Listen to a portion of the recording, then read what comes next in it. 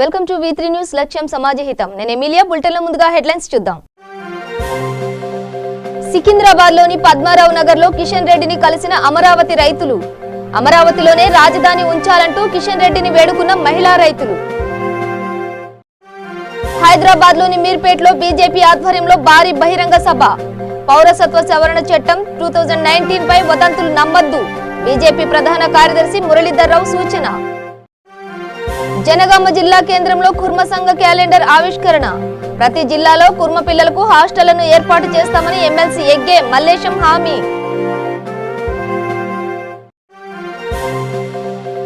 Karachi jail నుంచి విడుదలైన 20 మంది మత్స్యకారులు. జాలర్లను వాఘా సరిహద్దు వద్ద భారత అధికారులకు అప్పగించనున్న పాక్. ఇక డీటెయిల్స్ చూస్తే రాజధానిపై దుమారం కొనసాగుతోంది. విశాఖలో ఎగ్జిక్యూటివ్ క్యాపిటల్ ఏర్పాటు కాబోతోందన్న వార్తల నేపథ్యంలో అమరావతి రైతులు రోడ్డెక్కారు. అమరావతి నుంచి రాజధానిని తరలిస్తే ఊరుకునేది లేదంటూ చాలా రోజులుగా ఆందోళనలు చేస్తున్నారు. ఈ క్రమంలో అమరావతిలోనే రాజధాని కొనసాగించాలంటూ అమరావతి రైతులు కేంద్ర హోంశాఖ సహాయ మంత్రి జి కిషన్ రెడ్డిని కలిసి కోరారు. అమరావతి నుంచి కొందరు రైతులు హైదరాబాద్లోని పద్మారావు నగర్లో ఉన్న కిషన్ రెడ్డి నివాసానికి వెళ్లారు. అమరావతిలోనే రాజధాని ఉంచాలంటూ కిషన్ రెడ్డిని మహిళా రైతులు వేడుకున్నారు. కిషన్ రెడ్డితో మాట్లాడుతున్న సమయంలోనే మహిళలు భావోద్వేగానికి గురయ్యారు. తమకు న్యాయం చేయాలంటూ కిషన్ రెడ్డి కాళ్లను పట్టుకుని ప్రాధేయపడ్డారు. వెంటనే వారిని వారించిన కిషన్ రెడ్డి రైతులకు సాయం చేస్తారని చెప్పారు. విభజన తర్వాత తెలంగాణ ఆంధ్ర 2 రాష్ట్రాలు ఏర్పడి ఈ నాటికి 6 సంవత్సరాలు పూర్తి కావస్తుంది. మరి ఈ యొక్క 6 సంవత్సరాల్లో ఈ యొక్క క్యాపిటల్ ఏదైతే అమరావతి క్యాపిటల్గా ఏదైతే చర్చలు జరుగుతూ ఉన్నాయో దానికి సంబంధించి ఇప్పటికే రైతుల నుంచి ప్రభుత్వాలు భూమిని సేకరించాయి.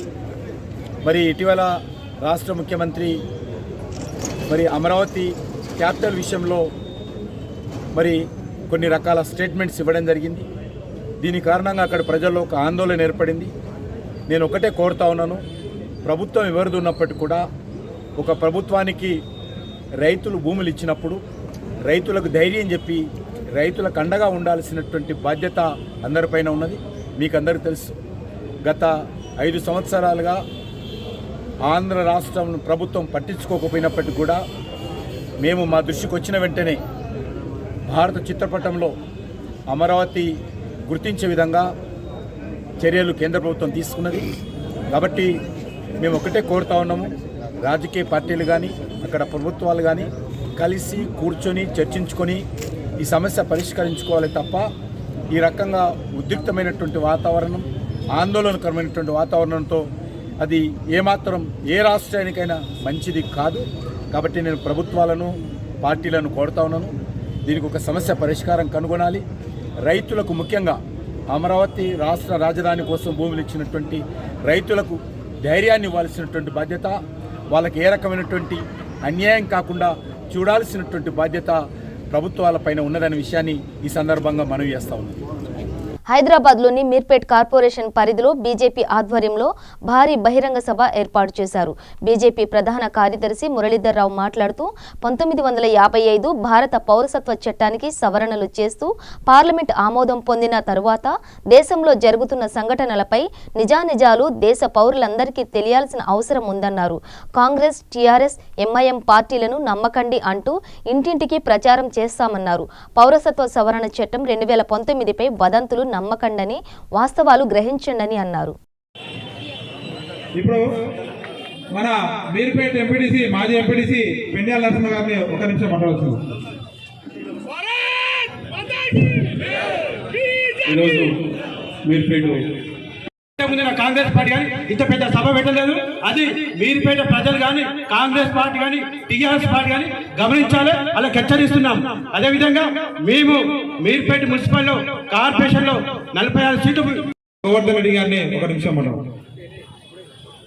ఈ రోజు మీర్పేట కార్పొరేషన్ ఆధ్వర్యంలో జరిగిన భారతీయ జనతా పార్టీ సభకు రావడం మా మీర్పేట కార్పొరేషన్ లో గొప్ప అదృష్టం.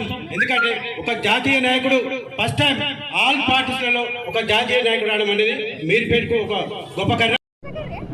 5 జనవరి ఈరోజు అన్ని అన్ని జిల్లాల్లో పార్టీ నాయకులు, జాతీయ అధ్యక్షులు అమిత్ షా గారి నుంచి మొదలుకొని కింది స్థాయి వరకు కూడా పౌరసత్వం ఏదైతే చట్టం సవరణ జరిగిందో దానికి మద్దతుగా మోదీ గారి ప్రభుత్వాన్ని అభినందిస్తూ పాకిస్తాన్, బంగ్లాదేశ్, ఆఫ్ఘనిస్తాన్ నుంచి వచ్చినటువంటి శరణార్థులు, ముస్లిమేతర శరణార్థులు ఎవరైతే ఉన్నారో వాళ్లకు పౌరసత్వం ఇచ్చేటువంటి నిర్ణయము అది సరి అయినది.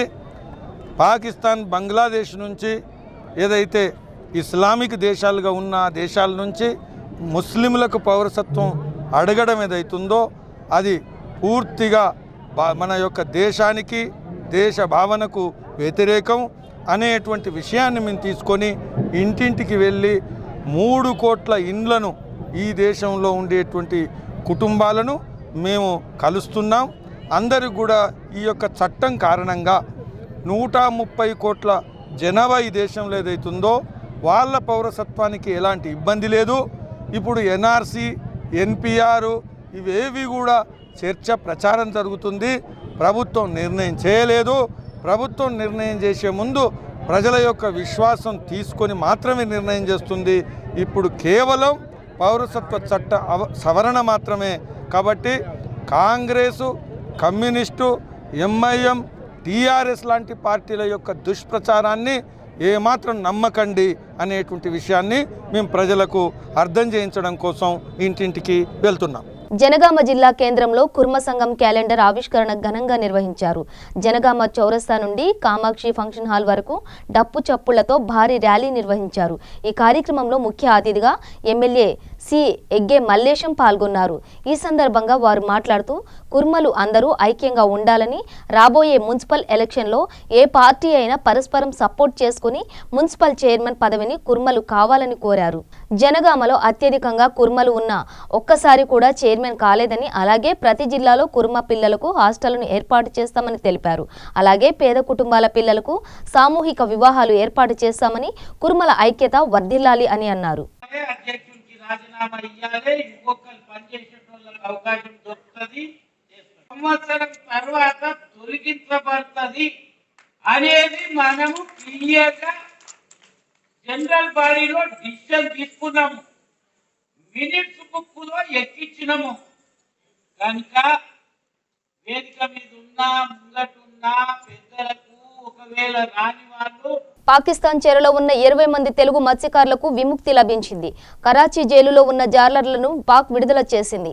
జాలర్లను వాఘా సరిహద్దు వద్ద భారత అధికారులకు అప్పగించనున్నారు. ఈ మేరకు వారిని ప్రత్యేక వాహనంలో తరలించారు. పాకిస్తాన్ జైల్లో ఉన్న తెలుగు మత్స్యకారులను విడుదల చేసేందుకు అంగీకరించిన పాక్ ఈ నెల 4వ తేదీన భారత విదేశాంగ శాఖకు సమాచారం అందించింది. తాము విడుదల చేయబోతున్న మత్స్యకారుల జాబితాను సైతం పాకిస్తాన్ ప్రభుత్వం భారత విదేశాంగ శాఖకు పంపించింది. బతుకుదెరువు కోసం గుజరాత్ వలస వెళ్లిన మత్స్యకారులు 2018 డిసెంబర్లో అనుకోకుండా పాక్ జలాల్లోకి వెళ్లిపోయారు.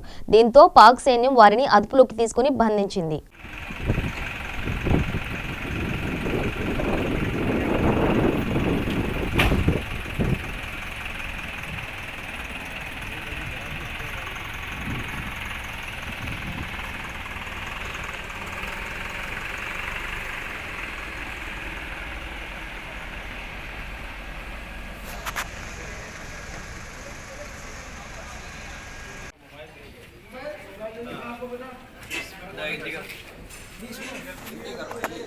कितने सालों में कैद हुए?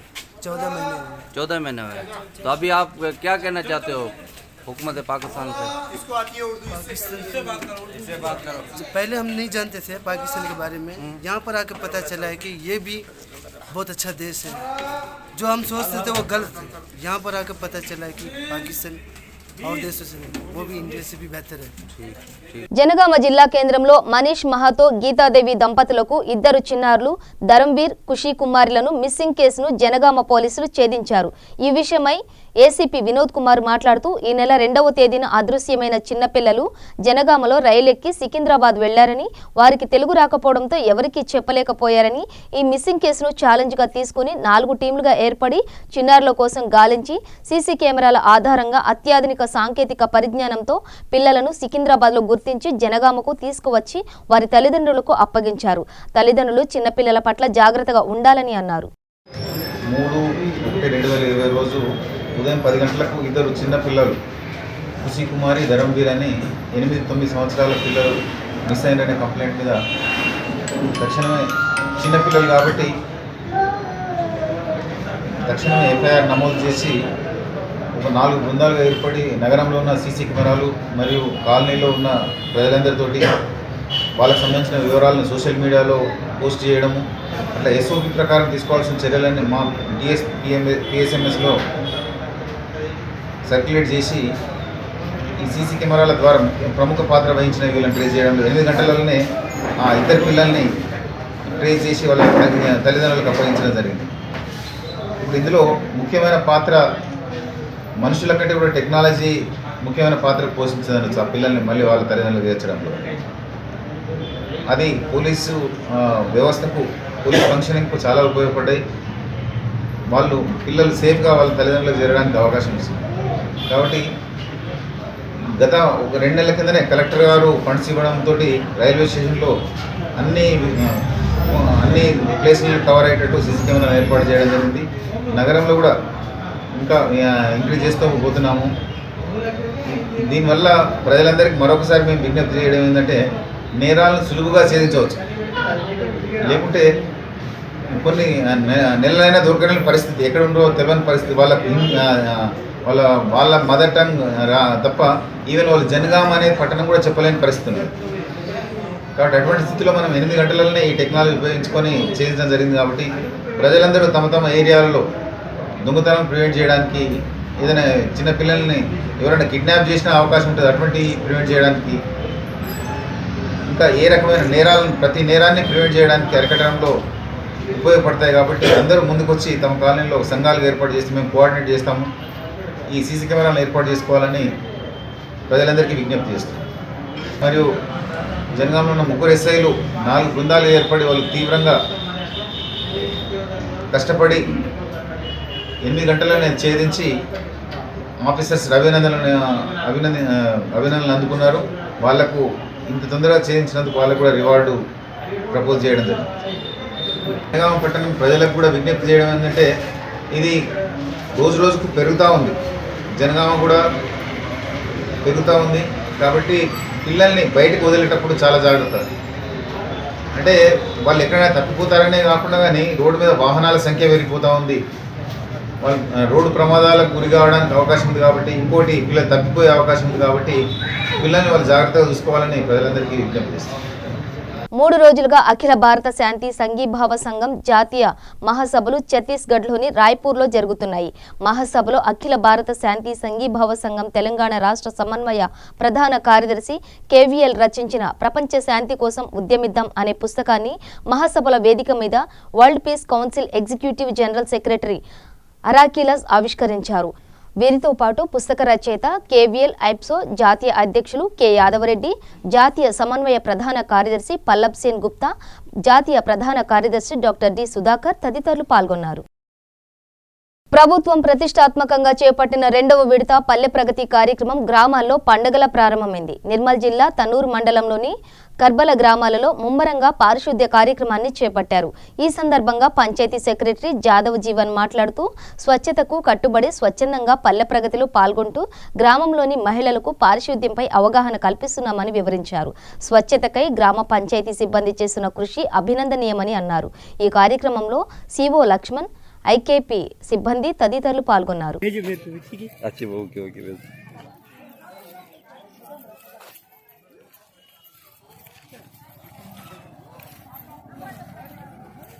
ये का समर्थ का हां मधुन हन ये समझ गया ठीक है ये या मारा भाई मारा मारा मारा समर्थ मारा ये इकडे समर्थ घ्या की ते पाला घ्या तिकडला पूर्ण पाला दिसले जमाई कापड्या पाला दिसो इथं रिकॉर्डिंग वरी चालली हो कलेक्टर चालली कापा कापा कापा कापा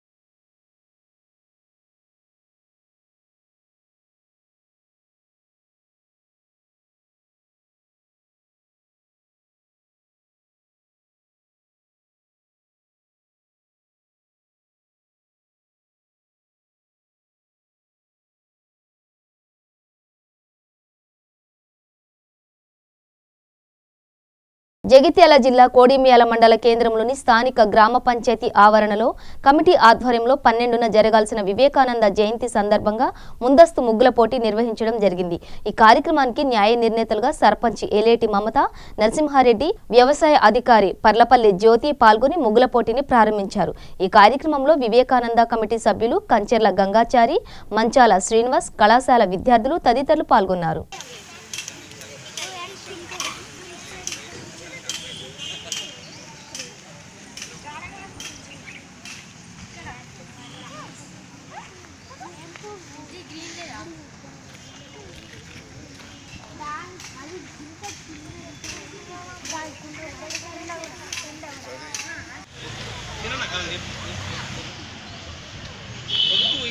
దీనే ఉంటాం మనం.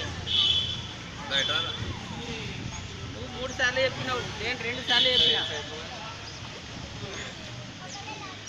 నువ్వు ఒకళ్ళకి ఛాయిస్ ఇస్తే మళ్ళీ అలా వచ్చినాయి. ఎక్కడ చేస్తుర్రా?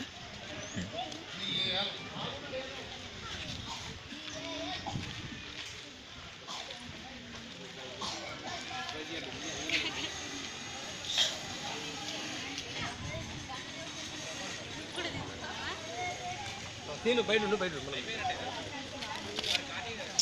ఇక్కడికి వెళ్ళి చూసుకుంటామండి. మీరు స్వామి వివేకానంద జయంతి సందర్భంగా మరియు సంక్రాంతి సందర్భంగా ఈ కొడిమ్యాలలో స్కూల్ అండ్ కాలేజీ పిల్లలను అందరినీ ఆహ్వానించి ఈ ముగ్గుల పోటీలు అనేవి నిర్వహించడం జరిగింది.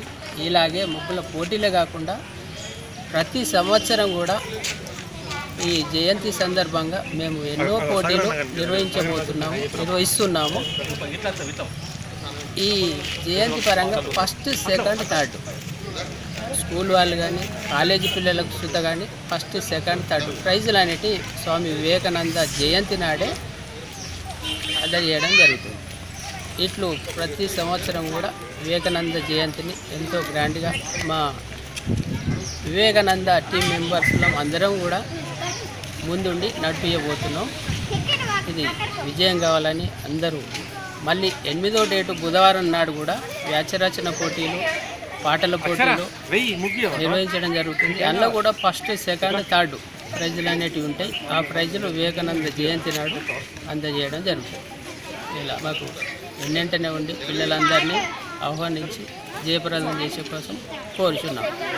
కొడిమ్యాల మండలంలో స్వామి వివేకానంద జయంతి సందర్భంగా పెద్ద ఎత్తున విద్యార్థులు పాల్గొని ముగ్గుల పోటీలో అందరూ పాల్గొన్నారు. ప్రతి సంవత్సరం ఇలాగే జరుపుకోవాలని చెప్పేసి కోరుచున్నాం.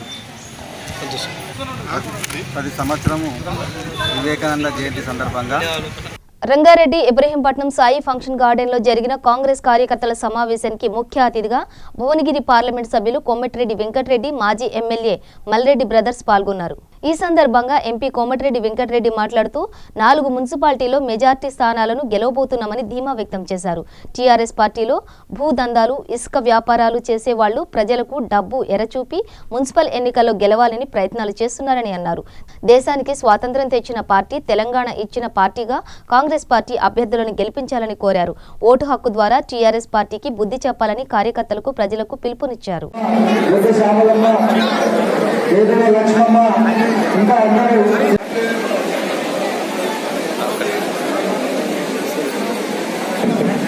ధన్యవాదాలు కొండ్రు ప్రవీణ్ గారికి. కొండ్రు ప్రవీణ్ గారు టీఆర్ఎస్ నుండి కార్యకర్తలు జాయిన్ చేశారు. వాళ్ళందరికీ కృతజ్ఞతలు చెప్తూ మీరు ఒకసారి నిన్న చెప్పిండు.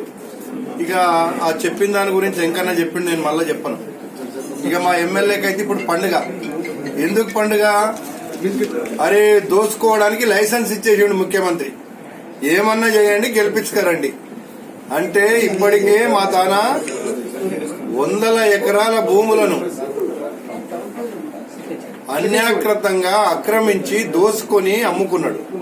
ఇక ఇప్పుడు 400 కోట్లు ఒక బస్ డిపో పక్కకు వస్తాయి. అందుకే నేను ఈరోజు ఒక్క ఛాలెంజ్ చేసిన, ఎంకన్నా రాలేదప్పుడు. నేను ఇబ్రాహీంపట్నం మున్సిపాలిటీలో ఎన్నికలకు పోము. ఎప్పుడు కిషన్ రెడ్డి దోచుకున్న 400 కోట్ల రూపాయల ఇబ్రాహీంపట్నం భూమిని ఇబ్రాహీంపట్నం పేద ప్రజలకు పట్టాలిచ్చి ఇల్లు కట్టిస్తామని చెప్పితే ఇబ్రాహీంపట్నం మున్సిపాలిటీలో ఇంకెన్ని ఓడిపోయింది కానీ నువ్వు రాజీనామా చేయాలని డిమాండ్ చేస్తున్నాను. సార్, ఇప్పుడు కరీముల్లా ఖాన్ భూములలో కేంద్రీయ విద్యాలయం ఏర్పాటు చేస్తాం. ఆ భూములు ప్రభుత్వం అని చెప్పి మేము స్థానిక నాయకులు అందరితో తీసుకొని ఆ సర్వే నెంబర్లు ఉన్నాయి అవైలబుల్ అని చెప్పి కలెక్టర్ గారు చెప్పి ఆయన కూడా రిపోర్ట్ పంపిస్తాం. అది ఒకసారి అప్లోడ్ చేయాలంటే కేంద్రానికి భూములు ఇవ్వాలి కలెక్టర్ ద్వారా. నేను కలెక్టర్ గారితో మాట్లాడినా, ఇది 4 నెలల కింద సంగతి, 4 నెలలకి రెండబడుతున్నా. సరే వాళ్ళు ఏంటంటే వచ్చే మార్చి బడ్జెట్ తర్వాత శాంక్షన్ చేస్తాను. అక్కడ కట్టడం ఫస్ట్ టెంపరీ కట్టెడ్ బిల్డింగ్ నడిపిస్తారు. హై స్కూల్ అంటే దాదాపు 250 కోట్ల రూపాయల బిల్డింగ్స్. అది వస్తే ఇబ్రాహీంపట్నం టౌన్ ఏంటంటే కొద్దిగా డెవలప్ అయ్యే అవకాశం ఉంది. ఈ ఏరియా అంటే ఎడ్యుకేషన్ అప్పుగా కొన్ని ఐటీ కంపెనీలు తేవాలనేది మా ప్రయత్నం. కానీ ఈ కబ్జాదారులు ఎట్లా గవర్నమెంట్ భూములను ప్లాట్ చేసి అమ్ముకుంటే ఓడి ఉండరు. కేటీఆర్ పేరు చెప్పుకొని ఆన్ పేరు చెప్పుకొని వాళ్ళకు వాడాలిచ్చి. అలాగే ఫార్మాసిటీ ఇప్పుడే మా యాచారం వైస్ ఎంపీ శ్రీనివాస్ రెడ్డి గారు వాళ్ళందరూ వచ్చిన్నారు. చెప్తుండే ఇవాళ వచ్చి బెదిరిస్తున్నట్టు వాళ్ళు. నేను చెప్తున్నా ఖబర్దార్ కేటీఆర్, నువ్వు మన చౌటుపల్లి దండు మల్కాపురం ఎస్సీజెడ్లో ఏం మాట్లాడినావు? ఆ రోజు 10 లక్షలు ఇచ్చి కోటికి అమ్ముతున్నావు వ్యాపారస్తులకు. ఎవరిచ్చింది నీకు? రైతుల భూమి తీసుకొని వ్యాపారం చేసి అక్కడ అడిగితే ఆయన ఏమన్నాడు? ఎంపీ గారు తప్పు చెప్తున్నావు, 35 లక్షలు చెల్లించడం అని చెప్పింది. నేను చెప్పిన ఒక్కటి చెప్పిన 35 లక్షలు చెల్లించిన ఒకటి చూపి అన్నా. మరి ఇప్పుడు రైతుల పేరు మీద మళ్ళీ మిగిలిన ఎకరానికి 20 లక్షలు మరి ఎమ్మెల్యే తిన్నట్ట, కేటీఆర్ ఎమ్మెల్యే కానీ పంచుకున్నట్ట. అన్ని కూడా తేయాల్సిన అవసరం ఉన్నది. ఫార్మాసిటీ కూడా ఆ రైతులకు న్యాయం చేసి అక్కడ స్థానికులకి ఉద్యోగాలు రావాలి. రెండోది పొల్యూషన్ ఇటీవల రానియమని చెప్పి మాకు రాతపూర్వకంగా ఇచ్చిన తర్వాతనే ముచ్చల ఫార్మాసిటీ ఏర్పాటుకు అక్కడ శంకుస్థాపన కలదు. లేకుంటే పెద్ద ఎత్తున రైతులతో కలిసి వేలాది మంది, లక్షలాది మంది ఆ ప్రాంతం చుట్టుపక్కల రైతులు అందరూ వస్తారు. ఎందుకంటే ఈ చౌటుపల్లి అక్కడ పోచంపల్లి చూస్తున్నాం, 40 కంపెనీలు ఏ ఊర్లో రాత్రి పండుకునే పరిస్థితి లేదు. ఆ వాసనకు కొత్త టెక్నాలజీ వస్తే ఆ నీళ్ళు వదిలిపెట్టి డ్రైనేజ్కి వెళ్ళి పడేస్తాం. స్మెల్ ఎక్కడికి వెళ్ళిపోతుంది? దాంతో లంగ్స్ ఎఫెక్ట్ అవుతాయి. ప్లస్ భూములు ఏంది, 1 కోటి రూపాయలు మార్కెట్లో అమ్ముకుంటూ వస్తే 10 ఇస్తున్నావు. 12 ఏమో పట్టా మూలకు, 8 అసైన్ మూలకు. నాతో నేను చెప్పిన దొంగ చిన్న దొంగ కేటీఆర్ 35 ఇస్తున్నాను. అంటే ఇంత అబద్ధాలు వద్దులేదు. అయ్యా కొడుకు అబద్ధాలు ఆడి వాళ్ళ చెల్లె ఉండి అబద్ధాలు ఆడి ఓడిపోయిందామా. వీళ్ళు కూడా పోయే కాలం వచ్చింది. తప్పకుండా మీరు ఇవ్వండి. రేపు ఎన్నికల తర్వాత ఒక యుద్ధంలాగా జరుగుతుంది. ప్రజల పక్షాన మేము పోలీసుల దెబ్బలకు కానీ దేనికి భయపడేది లేదు. తప్పకుండా పోరాటం చేస్తాం, ప్రజలకు అండగా ఉంటాం. స్థానిక సంస్థ ఎన్నికల్లో కూడా మాకు అండగా ఉండండి. మేము ప్రజల పక్షాన పోరాడతామని అందరికీ కూడా విజ్ఞప్తి చేస్తాం. ఒక్క మున్సిపాలిటీ ఓడిపోయినా మీ మంత్రులను తొలగిస్తాం. మీ ఎమ్మెల్యేలకు మరోసారి టికెట్ కట్టని బెదిరించి పరోక్షంగా ఏంటంటే మీరు ఎట్టిపడి ఎంతన్నా ఖర్చు పెట్టుకొని దోసుకున్న డబ్బు పంచిపెట్టి గెలవాలని చెప్పి హెచ్చరికలాగా మంత్రులని కనీసం బంట్రోతుల్లాగా వాడో బానిసలాగా. మరి ఈయన బిడ్డ ఓడిపోయిన దానికి బాధ్యత వహించాలి. నిజామాబాద్లో ఈయన బిడ్డ ఓడిపోయినందుకు రాష్ట్ర పార్టీ అధ్యక్షుడిగా, ముఖ్యమంత్రిగా కేసీఆర్ గారు బాధ్యత వహించాలి కదా. మరి ఆయన కూడా వహించగలగాలి కదా. ఇప్పటికైనా డిమాండ్ నీ మంత్రులకు హెచ్చరించే బదులు నేను బిడ్డ ఓడిపోయినందుకు బాధ్యత వహించి ఎవరు సిగ్గున్న వాడైనా రాజీనామా చేస్తాను. ఎందుకు రాజీనామా చేయలేదు? మీ మంత్రులను బెదిరించి అధికారం మీకు ఓడించినాడు. ఇంత నీచంగా మంత్రులని చూడకుండా ఒక్క మున్సిపల్ చైర్మన్ ఓడిపోతాడు. గెలవని చెప్తున్నాం. చాలా మున్సిపాలిటీలు ఇలా ఆ ఇబ్రాహీంపట్నం కాన్స్టిట్యున్సీలో గతంలో 3 ఎంపీపీలు 3 జడ్పీటీ తెలిసి ఈసారి 4 మున్సిపాలిటీలు 4 గెలవబోతున్నాం. భువనగిరిలో మెజార్టీ మున్సిపల్ స్థానాలు, చైర్మన్ స్థానాలు, నల్గొండ జిల్లాలో మెజార్టీ స్థానాలు గెలవబోతున్నాం. ఈ రోజు ముఖ్యమంత్రి గారు ఏమంటుందంటే ఇట్లా బెదిరించినట్టు చేస్తే వాళ్ళ నాయకులు దోసుకున్న డబ్బు, భూ కబ్జాలు, ఇసుక దందాలు చేసిన వాళ్ళందరూ కూడా ఆ డబ్బు తీసి ఖర్చు పెట్టి గెలవాలని చెప్పి ఆ విధంగా మాట్లాడడానికి తీవ్రంగా ఖండిస్తూ ముఖ్యంగా కాంగ్రెస్ పార్టీ నాయకులకు అందరూ కూడా కార్యకర్తలకు ప్రజలకు విజ్ఞప్తి చేస్తున్నాం. దేశానికి స్వతంత్రం తెచ్చిన పార్టీ, తెలంగాణ ఇచ్చిన పార్టీ, కొన్ని మోసాలతో కేసీఆర్ 2 సార్లు అధికారం ఇచ్చింది. మీరు కనీసం ఈసారి మాకు స్థానిక సంస్థల ఎన్నికల్లో గెలిపించి సోనియా గాంధీ కాంగ్రెస్ పార్టీ రుణం తీర్చే విధంగా ప్రజలు ఓటేయాలని ఈ రోజు రిజర్వేషన్ ఇచ్చిన సందర్భంగా వారందరూ కూడా విజ్ఞప్తి చేస్తూ ఇవాళ మున్సిపాలిటీలకు 6 ఏళ్లుగా ₹6 కూడా ఇయ్యని ముఖ్యమంత్రి కేంద్ర ప్రభుత్వం ఇచ్చిన 14-15 ఫైనాన్స్ స్పెషల్ కూడా తన ఖాతాలో వేసుకొని మిషన్ భగీరథకో కాళేశ్వరానికో వాడుకుని తప్ప మున్సిపాలిటీలకు ఇవ్వలేదు. ఎల్ఆర్ఎస్ బీఆర్ఎస్ ఆ మున్సిపల్ పరిధిలో వసూలు చేసిన పైసలు కూడా మున్సిపల్ అకౌంట్లకు వెళ్లి రాష్ట్ర ట్రెజరీకి బదలాయించుకొని ఆ మున్సిపాలిటీలో అభివృద్ధి చేయకుండా చేశారు. ఒకటే అడుగుతున్న మున్సిపల్ శాఖ మంత్రి కేటీఆర్ గారు, ముఖ్యమంత్రి గారు కుమారుడు ఏ మున్సిపాలిటీలో, కొత్త మున్సిపాలిటీ కానీ పాత మున్సిపాలిటీ ఎన్ని కోట్లు ఖర్చు పెట్టినాం 6 ఏళ్లలో ఒకసారి శ్వేతపత్రం విడుదల చేయాలి. అందుకనే చెప్తున్నాం ఇలా కేంద్ర ప్రభుత్వం ద్వారా కానీ ఆ మున్సిపాలిటీ వచ్చే ఆదాయం ద్వారా కానీ స్వతంత్రంగా ప్రశ్నించే గొంతులని కాంగ్రెస్ పార్టీ అభ్యర్థులను గెలిపి అందరినీ కూడా విజ్ఞప్తి చేస్తున్నాం. తప్పకుండా రాబోలో కాంగ్రెస్ పార్టీ కార్యకర్తలు ధైర్యంగా ఉన్నట్టు రాబోకాలంలో కాంగ్రెస్ పార్టీని 2 సార్లు అవకాశం ఇచ్చిన మోసం మాట్లాడుకొని వచ్చేది మన ప్రభుత్వమే. ఈసారి మాత్రం ఈ అర్బన్ ఎన్నికల్లో, మన పార్లమెంట్ ఎన్నికల్లో ఏ విధంగా స్వతంత్రంగా స్వచ్ఛందంగా ముందుకొచ్చి అలాంటి వారిని గెలిపించిందో మున్సిపల్ ఎన్నికల్లో కూడా కేసీఆర్ గారు మంత్రుల్ని, ఎమ్మెల్యేని ఎంత బెదిరించినా సరే ప్రజలు కూడా నిర్భయంగా ఓటేయాలని, ముఖ్యంగా ఆర్టీసీ కార్మికులు మిమ్మల్ని జగిత్యాల జిల్లా కోడిమ్యాల మండలం సూరంపేట గ్రామానికి వరిధాన్యం కేంద్రాన్ని పరిశీలన నిమిత్తం civil supply foods inspector Satyanarayana వెళ్తుండగా ద్విచక్ర వాహనంపై బస్తాలను తీసుకువెళ్తున్న వ్యక్తిని అనుమానం వచ్చి ఆపడానికి ప్రయత్నించడంతో అతడు సూరంపేట గ్రామంలో ఒక ఇంటి ముందు 4 క్వింటాల బియ్యం పడేసి పారిపోయాడు. ఫుడ్ ఇన్స్పెక్టర్ విచారించి భద్రత నిమిత్తం డీలర్స్ కు అప్పగించారు. ఫుడ్ ఇన్స్పెక్టర్ సత్యనారాయణ మాట్లాడుతూ ప్రజా పంపిణీ బియ్యాన్ని అక్రమంగా తరలిస్తే కేసు నమోదు చేసి చర్యలు తీసుకుంటామని హెచ్చరించారు. పరిశీలించడానికి వెళ్ళగా ఒక టీవీఎస్ వాహనంపై బియ్యం వెళ్తున్నట్టు అనుమానం వచ్చి ఆపితే అతడు ఆగకుండా వెళ్ళిపోయాడు. తర్వాత నేను మళ్ళీ గ్రామంలోకి వెళ్ళినప్పుడు అక్కడ బస్తాలు పడి ఉన్నాయి. అవి ఏమిటని చూడగా అవి బియ్యం మా ప్రజా పంపిణీకి చెందిన బియ్యం అని తెలిసింది.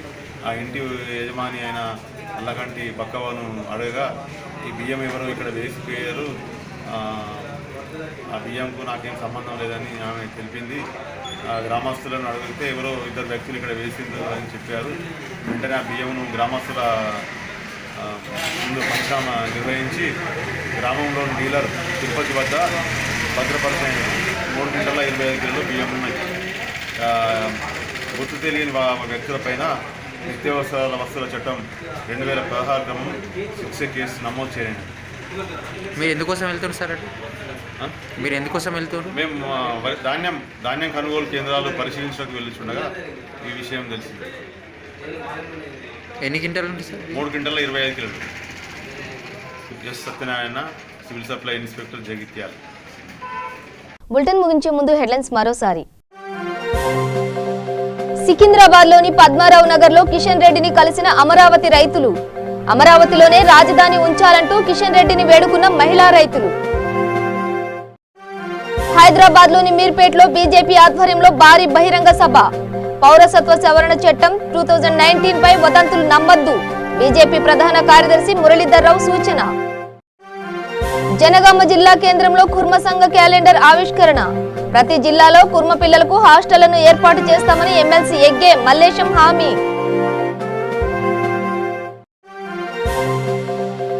కరాచీ జైలు నుంచి విడుదలైన 20 మంది మత్స్యకారులు. జాలర్లను వాఘా సరిహద్దు వద్ద భారత అధికారులకు అప్పగించనున్న పాక్. ఇవి బులెటిన్ విశేషాలు. మరింత సమాచారం కోసం చూస్తూనే ఉండండి V3 న్యూస్. లక్ష్యం సమాజ హితం.